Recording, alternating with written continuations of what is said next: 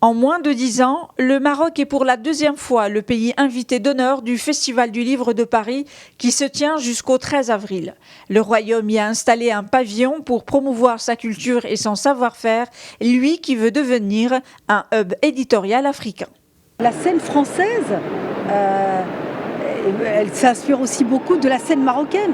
On a beaucoup d'artistes franco-marocains, beaucoup d'artistes marocains établis en France. Vous avez aussi des artistes français qui sont aussi établis au Maroc. Moi, je vais vous dire, le hasard, c'est bien, j'y crois moyennement, ce que je disais hier. En fait, avec le Maroc, je me trouve toujours au bon moment, au bon endroit. Donc, si vous voulez, je suis au ministère de la Culture, je ne pouvais pas tomber mieux. On a eu cette visite d'État exceptionnelle.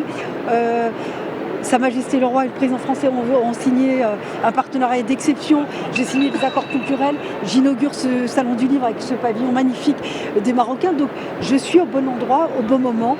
Donc, je suis ravie.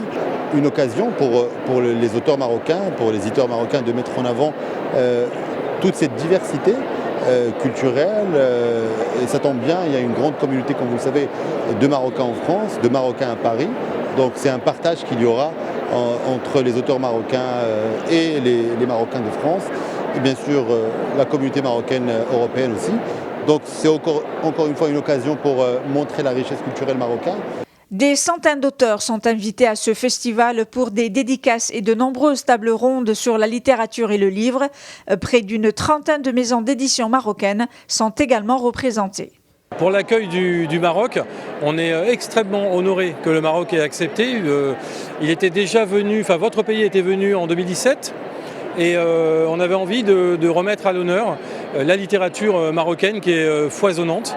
Et je dirais plus largement que la filière de l'édition, accueillir la culture marocaine. Et je crois que le pavillon représente assez bien cette résonance qu'il y a entre votre programmation et notre programmation. Pour la première fois depuis 1993, le festival revient au Grand Palais où il avait été créé sous le nom du Salon du Livre de Paris en 1981.